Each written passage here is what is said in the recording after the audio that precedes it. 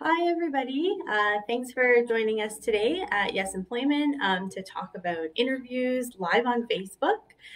So today I'm going to talk about everything that you know so that you can be prepared for your next interview if you have one coming up. So basically, I'm just going to go through this presentation. We're going to talk about some things that you need to know to get ready for your interview, also some common questions that the interviewer might be asking you.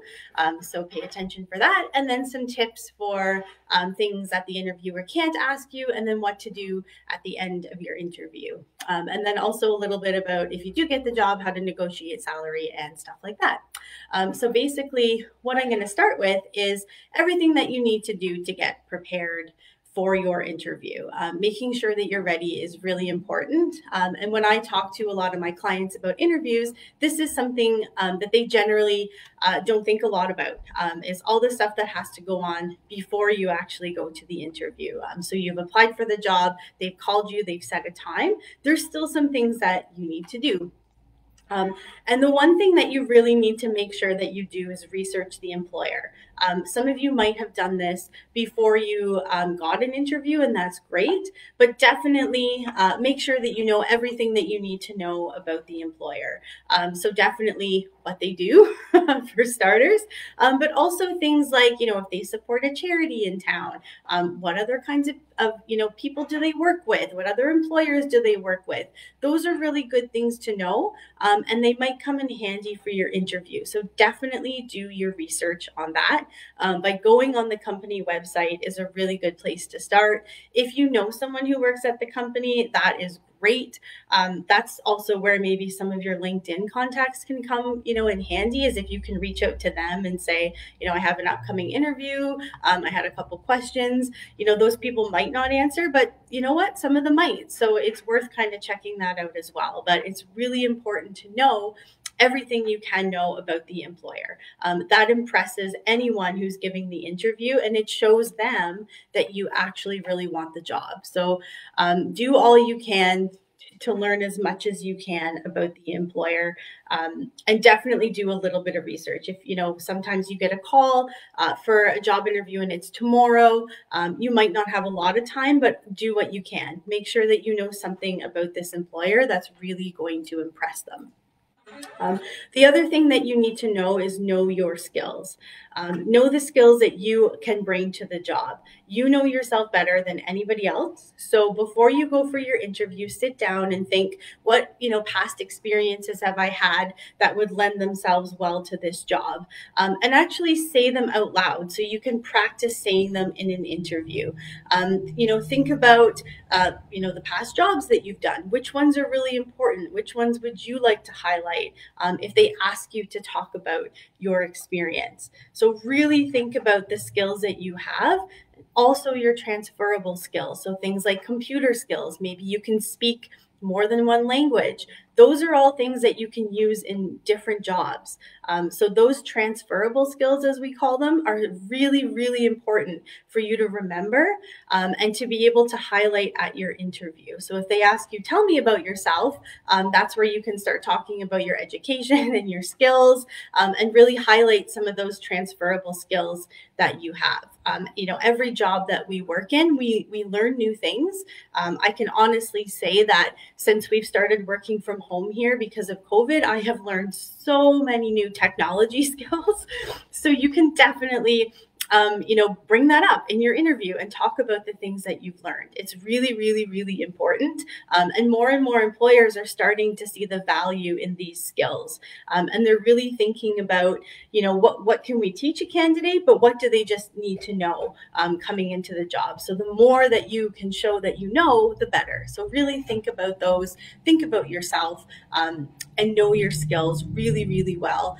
I find that it helps me to write them down, so that I can see it visually, and I also go through the act of writing it helps me remember. So when I was going to interviews, I would write down all the skills that I felt would lend themselves really well to the job. And we know that when you get nervous, you might not remember everything. I'm certainly like that. So that really helps me to remember as well. And then I would bring it with me and kind of go over it right before I would go in for the interview. So really important to know your skills. The other thing that a lot of my clients sometimes don't think about is the fact that you have to contact your references before. So I know from personal experience, from being a reference for some people, it can be a little bit frustrating if you get a call, randomly out of the blue asking you about somebody who worked, with you or for you a long time ago.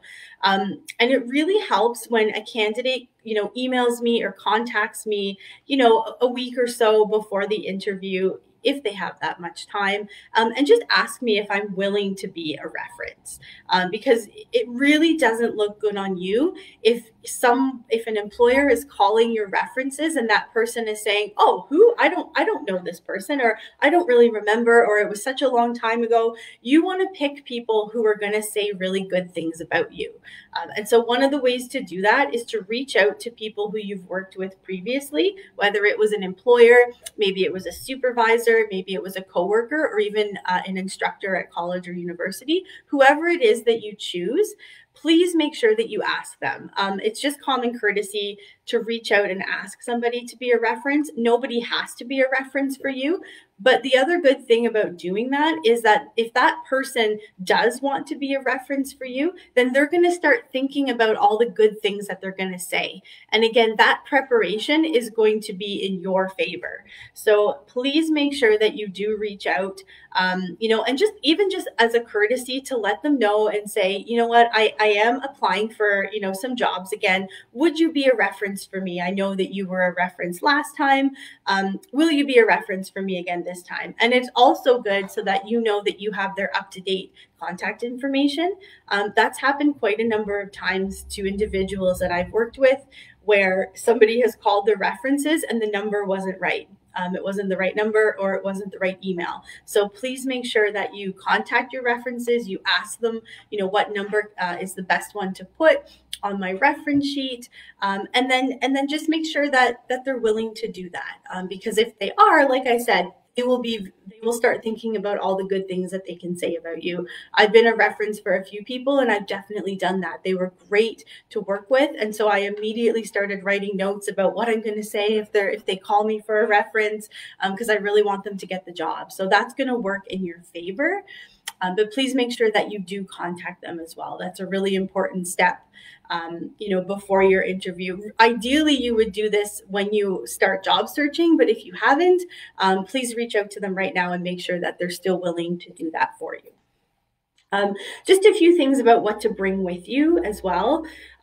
Bring copies of your resume. I find this really helpful, especially to have one in front of me, because I am the type of person, if I get nervous, I just forget all the words. And so I find that really, really helpful for me if they're asking me about previous jobs, that I have that job list in front of me so I can refer to it if I need to, and kind of like jogs my memory about what I did. Because like I said, I get nervous and then I forget things that I should know. So you can bring several copies of your resume in case there's more than one interviewer. Then you can, provide them with a copy as well. So bringing a few of those. If you want to bring a copy of your diploma or certificate, you can absolutely do that. Some employers might request that ahead of time. You can, obviously bring that with you as well. I recommend bringing a piece of ID, like your driver's license or passport or something like that too, just in case they ask for it. Then it's there. You've already done it. You don't have to worry about doing it later. Obviously, bring a couple copies of your reference sheet. So anyone who's agreed to be a reference for you, you can bring that along as well. If they ask you for it at the interview, that's usually a really good sign. So you can just give it right there, and they have it.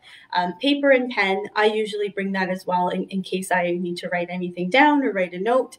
And if your industry still uses portfolios, then you can bring that with you. I know some industries, like perhaps graphic designers, for example, they might use a portfolio to show their work. In teaching interviews, I used to be a teacher, so I know that people aren't using them so much anymore. They're more relying on the questions that, candidates answer in the interview and then talking about their experiences. So if a portfolio, if you think it's relevant, then you can absolutely bring it.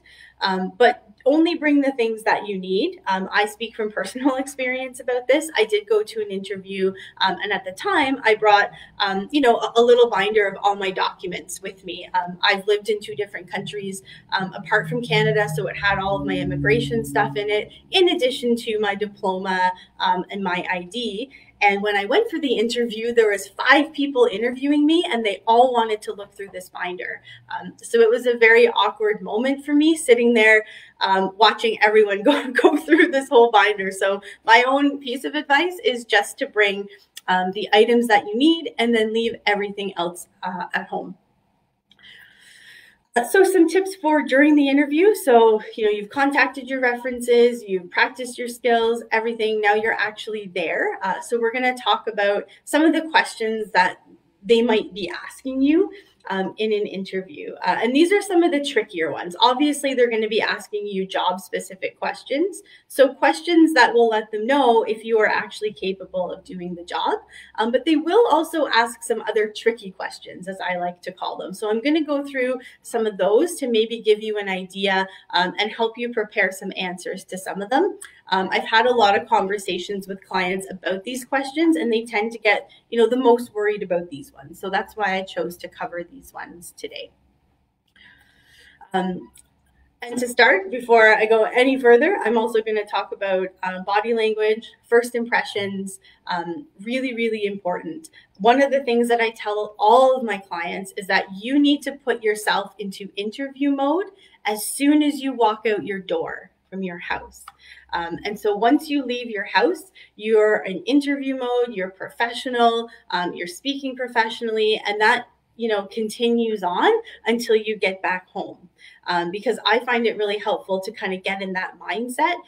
But also, the other thing to consider, if you're walking into, a building like Yes Employment, for example, if you have an interview with us, you're going to be interacting with, some of our frontline staff, maybe some of our other staff as well, before you go up to the interview. And all of those first impressions count. I do know that some employers will ask their frontline staff, how was this person? Were they polite to you? Were they kind?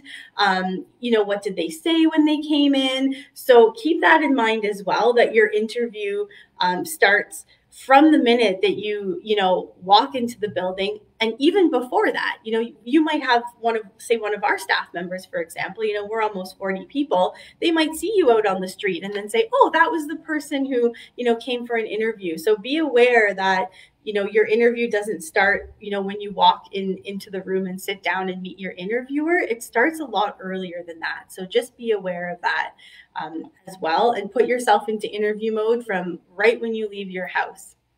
A lot of clients ask me what to wear. So I usually say, think about and look at what individuals are wearing in that workplace, and just, dress a little bit more formally than that, because you want to look like you're professional, but you also want to look like you fit in and you understand the job. A really good example of that, a few years ago, I had an interview for a supply teaching position. With one of the school boards here.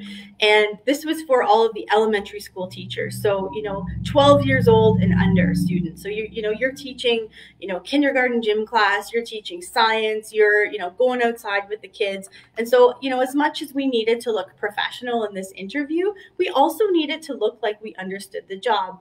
And there was a lady who went in ahead of me, and she was dressed very nicely. Like, she was wearing, a blazer, she was wearing a nice skirt, high-heeled shoes. She looked very nice, but she did not look like an elementary school teacher, because we can't dress like that. If you're going to show up and be a supply teacher, you don't know what you're going to be teaching that day. So you have to be ready, with your running shoes and your gym stuff and everything. And it was very interesting. I remember thinking about that. And then her and I got chatting. And about, a couple months later, I ran into her at Sobeys, and she didn't end up getting the job. But I did, and I kind of showed up in nice professional clothes, but I was wearing flat shoes. I think I just looked the part a little bit more. And so that's a really important thing to think about is, looking like you're going to fit in, looking like you understand the job. I had another client, he was a summer student, and he went to an interview for a construction company. So his job was just going to be, being on the construction yard, basically getting things for everything else, for everybody else. So really hard job. And he showed up in a suit and tie. And the employer called me afterwards and he said, Jess, I just want to make sure that this young guy knows the job that he's getting into, because he showed up in all these fancy clothes, like shiny shoes. And he said, does he know what he's getting into? And it turns out that he did, and he did end up getting the job, but the employer did have some reservations about that. So, really think about what you're going to wear. Sometimes overly formal is not the best way to go. And if you have a consultant with Yes, you can definitely chat with them about that as well. They can give you some tips depending on the interview that you're going for. Definitely keep your clothes simple as well. Keep makeup and accessories simple. Don't wear perfume. A lot of places are now becoming scent free, so just stay away from that. And like I said, just keep everything simple. You don't need to go too crazy. You just need to look professional and like you're going to fit in for the job. So when you go for the interview, they're going to ask you different types of questions. They're going to be asking you questions that relate to job duties. Obviously, that's why you're there. They're also going to be asking you some questions maybe about your ability to work with other people. That's a big thing in the workplace, being able to get along with your coworkers. They're also going to ask you questions to help them get to know you and your personal strengths. And then they might ask you questions about previous jobs as well. But the questions that I'm going to go through, like I said earlier, are going to be the trickier ones, the ones where people think, oh, I'm not sure, how I should answer that. So I'm going to kind of go through and Mohammed is going to be giving some good answers to some of these questions. But the first question that, they will ask you, or, soon after you come in, is tell me about yourself. And a lot of people think this is so easy. I know myself. But what we really are going to do is kind of think about why the employer is asking us this. So a lot of employers, they do want to give people what they think is an easy question to start with, but they also want to get to know you and, what your skills are and also your experience. But what they don't want to know is anything, personal that's not important for the job. So you can share some personal things if they're relevant for the job that you are applying for. Okay, so that's basically what they want to know. So this is where this takes a little bit of practice to kind of know what you should be saying and to think about, what's special about me, what's important about me that's also relevant for this job. And those are the things that you want to be including in what you say in your answer. So I usually talk to my clients a lot about having a 30-second pitch, which is a little speech about yourself that you can memorize and you can say to anyone that you meet at a networking event or, friends, that kind of thing. And you can definitely use this in this instance as well. So it's basically, highlighting your skills, your education, and your experience. That's basically what you're telling them because that's relevant for the job. And we don't mention any personal information unless it's something like volunteer work, community involvement, or anything related to the job, right? Like if you're applying, to a job that sells like skateboards and skateboarding equipment, and you yourself are a skateboarder, then that is absolutely a good thing to mention in the interview because it's relevant for the job. But anything like about like how many kids you have or this or that, we don't really need to talk about that kind of information. So Mohammed says, I've been working as a graphic designer for 10 years and I have a diploma in graphic design. Perfect. So he's, probably pretty qualified for this job. Creating logos that really stand out is my passion. And, he's also volunteered to create logos for charities that he supports. So that's great. That shows that he's very community minded. He likes giving back to the community. That's a really good answer for him to say. Why did you leave your last job? Next question. And For some individuals, this is not a tricky question, but for some people, it can be. And why they're really asking you this is they want to know if you were a good worker and if you left your last job on good terms. And if you didn't leave your last job on good terms, then it's a really important thing to think about exactly what you're going to say, because what they want to hear is that you were a good employee at your last job, and that, if you did choose to leave, it was for a good reason. So a good reason for leaving a job can be that you went back to school, or you decided, or you went on, maternity leave, for example. There's a lot of different reasons why you would leave a job that are totally fine, that you don't need to worry about. But definitely have something brief and positive prepared. So make sure that it's memorized. Don't say anything bad about your previous employer or your coworkers. And, I know that not every job that everybody does is going to be, the most wonderful experience. We do realize that, but we don't want to say anything bad. So this is where you're going to stay completely neutral, and just have something prepared. You could say that you were, if you're currently in a job but you want to leave, that you're looking for a new challenge, or you're looking for a role that's more suited to, your education or your skill set. That's totally fine. If you did happen to get fired, and it does happen to some people, it's important to be honest but very brief, and then also just highlight the positive things that you did while you were there. Maybe you learned a new skill. Maybe it wasn't all a bad experience, but you and the employer just realized that it wasn't a good fit. That's okay. But especially in North Bay, a lot of employers know each other, number one, and they talk to each other, number two. So at some point, if you maybe, stretch the truth a little bit too much, somebody might find out about that. And so I always think it's important to be honest, but we do not need to give more information than we absolutely need to. So again, chat with your consultant about this if you have any more questions, or if you want to talk about your, unique circumstance. But basically, like I said, if you left for a good reason, then that's totally fine, and you can just say that. Nobody needs to worry about that. So at his last job, Mohammed learned many new skills and did great work, but he chose to leave because he wanted to focus more on working with charities. That's his passion. That's really great. That's an okay reason to leave a job. What is your biggest weakness?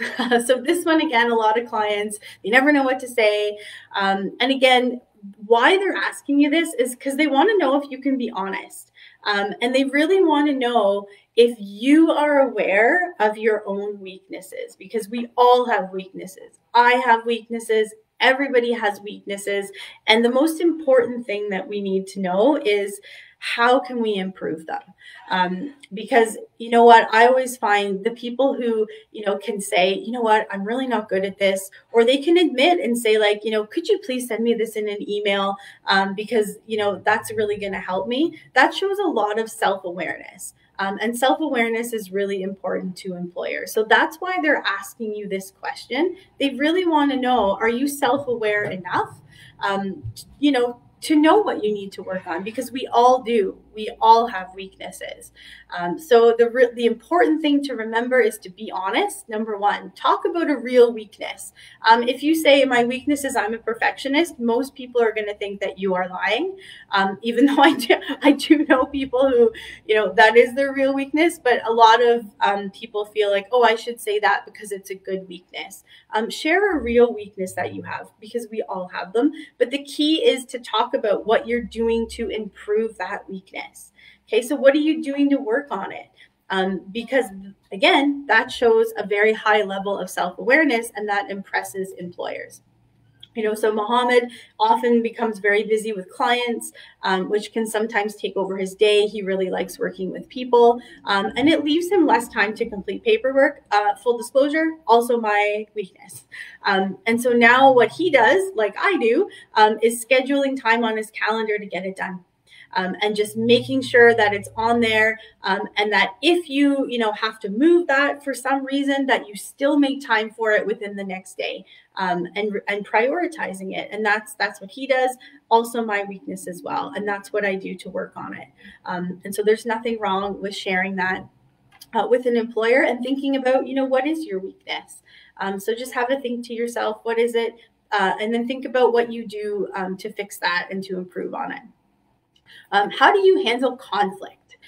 So again, why is the employer asking you this? Because they want to know if you can work well with other people in the office. That is a really important thing, especially in the Canadian workplace. We really like it when people can get along, and employers are not having to get involved, with employees who aren't getting along, that kind of thing. That's not to say that you can't bring up issues if you're concerned. You can, but employers want to know that you can handle a certain level of conflict on your own, professionally in the office. Okay, so that's why they're asking you this question. So when you answer, you might want to come up with a little story, as I say, or a little situation that you can share that shows that you know how to deal with conflict. And when you're sharing this story, it's really important to only give the facts about what happened. So you can talk about a time, maybe when, you and a coworker, or maybe you and some coworkers didn't get along, or there was an issue, and you can talk about what you did to solve that. But you need to stick to the facts. We don't share feelings. We don't talk about how the other person, was wrong or they were rude or anything like that. We just share the facts. We stay positive, and we have something prepared. Definitely, we have a situation that shows that you know how to deal with conflict. And I know that, years ago when I was in university, we had this issue. I worked for a big organization, and the people who were there during the day, such as myself, felt that the people who would come in to do some of the cleaning at night were not doing everything that they needed to do, and so there was a lot of conflict going on. And I remember suggesting, why don't we just meet at the end of our day, at the beginning of their day, and we'll just decide, who's going to do what, and we'll make a list and we'll stick to it.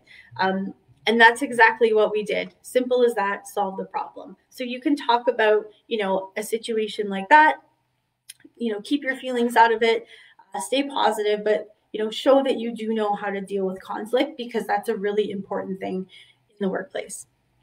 So Mohammed says, I try and understand the other person is feeling, and he had a similar experience. Early shift felt the late shift weren't doing all their duties, so they sat down and they sorted it out. It can be as simple as that.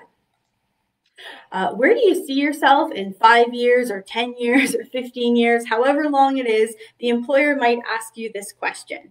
And what they really want to know is, do you want to stay with our company? That is why they are asking you this question. And so really what we need to do is we need to give an answer that shows, yes, we do want to stay with this company.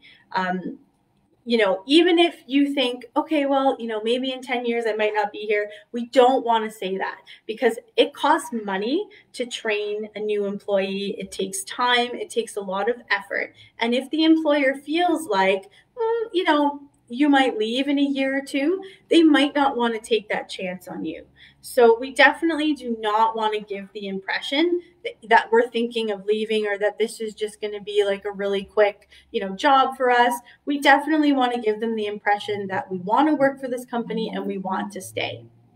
So you can talk about, and again, if you think I don't want to be doing, this job at this company, well, you can talk about how you'd like to grow within your field, maybe take on more responsibility. We definitely don't want to say I'll be doing your job. We don't say that, but we can talk about growing and taking on more responsibility, doing extra learning. Those are all really good answers to say. So Mohammed says, in 5 years, I'd like to be a good employee with your company and maybe take on some new responsibilities, like getting new clients interested in the business or doing more work for charities. Awesome. Okay. So he's basically saying, I do want to grow. I'm ambitious, but I also want to be at your company. So that's going to hopefully make them feel a little bit more comfortable that he's going to stick around. What will your references say about you? Another really good question. So they just want to know if you're honest, and if you can be honest about your experiences and who you have worked with. So how we answer this, again, you can be positive but modest. Explain that you've had positive experiences with your previous employers. You can mention a few of your good qualities. You don't have to go too crazy, but definitely be honest. Because again, they will be calling your references, and so they're definitely going to be comparing your answer with theirs. So Mohammed's last employer would say that he was great with the clients, and he always did a good job. She was happy with my work. Okay, so hopefully when they call his references, his reference will say the same thing. Why do you want this job? Another really good question. And basically what they want to know is, do you actually really want the job? Are you motivated by the job? Or are you just motivated by money or vacation?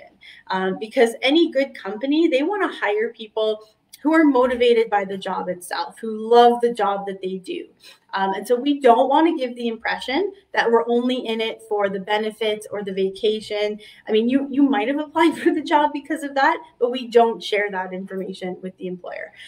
So we definitely want to talk about our enthusiasm for the position, mentioning the company's values, which is where your research really comes in handy. And we don't mention the health benefits or the vacation or anything like that. Okay, as much as that might be, a bonus for you, we don't want to give that impression to the employer. Mohammed says he's really excited because he feels he can grow as a graphic designer, and he likes the company's values of giving back to the community. They're very much in line with his own values. So that's great. That's a great answer. What's your greatest accomplishment? Is another really good question. And they might ask this because they want to know what motivates you, what you're proud of, so they can understand what kind of an employee you're going to be. So basically everything you say, again, has to relate to the position you are applying for. You can explain maybe an idea that you brought forward, a project you led, or you can talk about, maybe some learning that you did as well. Maybe you took on some extra learning, outside of work, basically anything like that. Like, what are you most proud of? Mohammed's also proud of the fact that, he did come to Canada as an adult. And he actually learned to speak English from scratch, which is very difficult to do, I will say. So he's very proud of that fact that now he's fluent. So that really shows the employer that he has a lot of perseverance. He can work very hard, and he will work and work and work until he reaches his goal. And that's a really good thing to have. I think any employer would really like to have an employee with those skills. How do you manage your time is another question they might ask. And again, they just want to know, are you organized and can you get your work done on time, basically? And this is where you can explain how you stay organized. Some people like lists, and they really like creating lists and being able to check things off the list. Some people put everything on their calendar. I use my Outlook calendar a lot. Some people use their phones and other technology. I actually have a little book, so I don't really write a list with numbers. I just have things in my book that I kind of check off, and it really works for me. I don't know if it would work for anyone else, but that's how it works for me. I just keep track of it in this little book and I carry it to and from the office, and that's what I do in addition to my Outlook calendar and making sure that appointments are on there, and reminders are on there and everything else. So again, Mohammed keeps a list of things, and he also uses his calendar to schedule time to make sure that he's done all of his work. So just to end this off, some questions maybe you can ask the interviewer as well. This is a really good idea to have some questions prepared. I highly recommend that because it really shows that you've done your research. It shows that you're interested in the job. So definitely think of some questions to have to ask the interviewer. Really, really important. And employers like that. They like that because it shows that you're really interested. If somebody says, no, I don't have any questions, sometimes that can come across as you not being very interested in the job. However, employers don't like it when you ask questions about salary, the health benefits, the vacation. Those are all me questions. So they're very much about you. You want to be asking questions about the job, goals for the company, that sort of thing. Questions about the company, not questions about you, not those me questions. We don't want to be asking those. So some of these Some of these are some examples, like what's the company culture like? Does the company support employees taking courses or doing extra training? Is there an opportunity to advance if I perform well? How would my performance be measured? What are some of the goals for the company? Okay, so questions like that, really good questions to ask, and you might think of some other ones as well. But these are some just to get you started.